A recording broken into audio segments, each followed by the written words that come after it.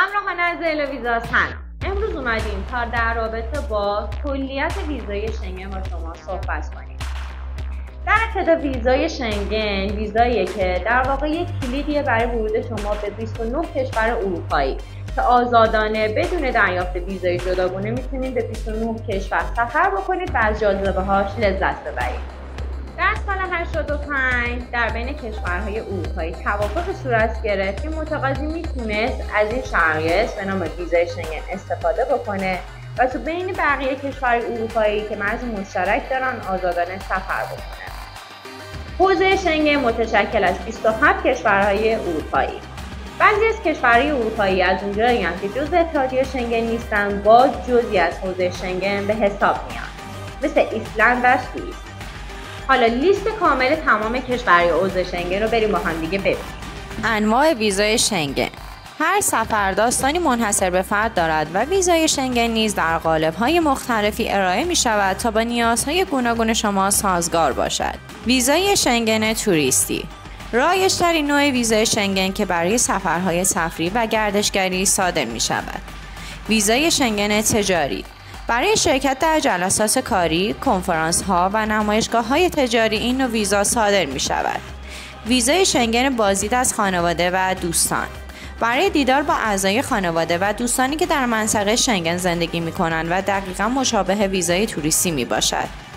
ویزای تحصیلی شنگن برای تحصیل در دانشگاه‌ها یا مؤسسات آموزشی در منطقه شنگن صادر می‌شود. ویزای درمانی شنگن برای دریافت درمان پزشکی در حوزه شنگن صادر می‌شود. ویزای ترانزیت شنگن برای عبور از منطقه شنگن در راه رسیدن به مقاصد دیگر صادر می شود. شرایط اخذ ویزای شنگن. برای دریافت ویزای شنگن باید شرایط زیر را داشته باشید. 1. داشتن گذرنامه معتبر. گذرنامه شما باید حداقل 6 ماه از تاریخ انقضای سفرتان به منطقه شنگن بیشتر اعتبار داشته باشد. 2. هدف سفر مشخص. شما باید هدف سفر خود به منطقه شنگن را به طور واضح و دقیق مشخص کنید. 3. تمکن مالی کافی. شما باید ثابت کنید که توانایی پرداخت هزینه‌های سفر خود را دارید. این اثبات می‌تواند از طریق ارائه مدارک بانکی، تمکن، شغلی و یا حامی مالی صورت گیرد. 4. بیمه مسافرتی. شما باید بیمه مسافرتی داشته باشید که کل مدت سفر شما در منطقه شنگن را پوشش دهد.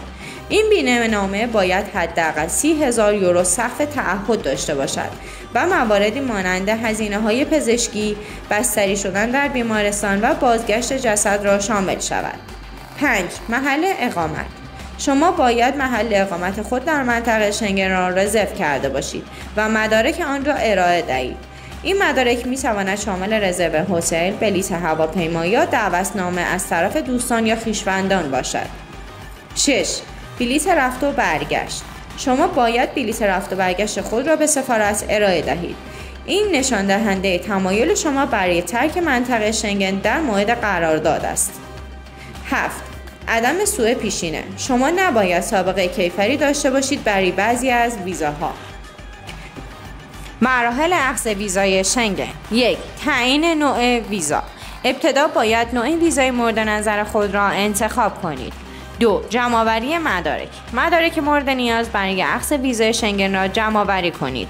لیست کامل مدارک در وبسایت الویزا.ir قابل مشاهده می باشد. 3. تکمیل فرم درخواست ویزا. فرم درخواست ویزای شنگن را به صورت آنلاین یا حضوری می توانید پر کنید. دقت کنید که اطلاعات را به صورت دقیق و صحیح پر کنید. 4. پرداخت هزینه ویزا. هزینه ویزای شنگن را به صورت حضوری از مسافران گرفته می شود. 5. وقت سفارت.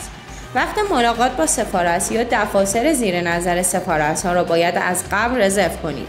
6. حضور برای انگشت‌نگاری و تحویل مدارک.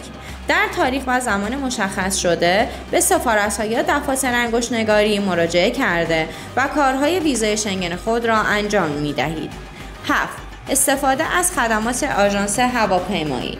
در صورت نیاز نیز می توانید از خدمات ویزا برای تکمیل فرم و جمع‌آوری مدارک و رزرو بلیط و هتل استفاده بکنید که درصد ویزا شدن شما بالاتر می رود، چرا که فردی متخصص پرونده شما را بررسی کرده و تمامی نواقص آن را رفع می کند.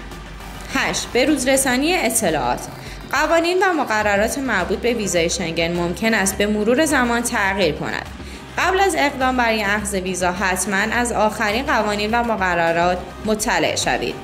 با رعایت این نکات و داشتن برنامه‌ریزی دقیق می توانید سفری خوشایند و به یاد ماندنی را به منطقه شنگن تجربه کنید.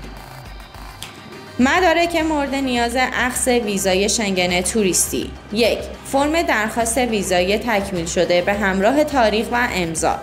2.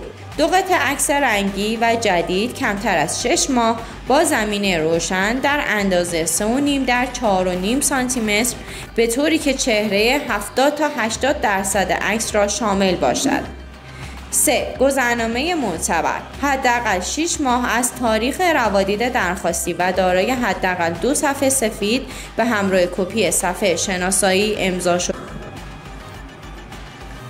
کپی تمام ویزاهای شنگن، گذرنامه فعلی و گذرنامه قدیمی به همراه مهرهای ورود و خروج آنها. 5. شناسنامه به همراه کپی تمام صفحات. 6. مدارک اجتماعی، شغلی و مالی متقاضی.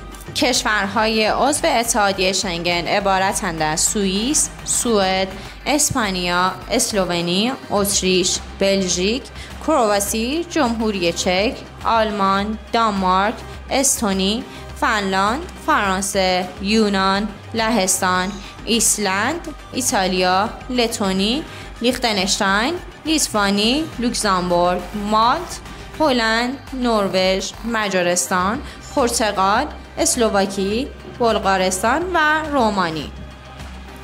ویزای شنگن کوتاه مدت به شما این اجازه رو میده که به مدت حداکثر 90 روز کشوری عضو اتحادیه شنگن اقامت داشته باشید.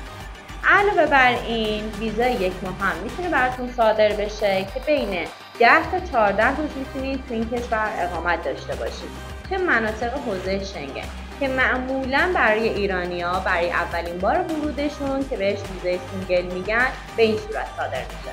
فرد درخواست کننده اگه چندین سفر پی در پی شنگن داشته باشه میتونه درخواست ویزای مولتی شنگن بکنه که البته تفاوتی تو مبلغ و مدرک ویزای سینگل و ویزای مولتی ایجاد نمیکنه و شرایط تو جفت‌گروه‌ها یکسانه. فقط توجه داشته باشید اگه بار اول ورودتون به حوزه شنگن باشه نمیتونید درخواست ویزای مولتی بکنید و در این صورت توسط سفارت ریجکت میشید. فکر میکنم که توضیحاتی در رابطه با ویزای شنگن بهتون داده شد. در صورت اطلاعات بیشتر میتونید وارد سایتمون elviza.ir بشید یا با شماره دفتر تماس بگیرید. فقط یادتون نره زنگوله رو بزنید، تو کامنت و سابسکرایب هم یادتون نره.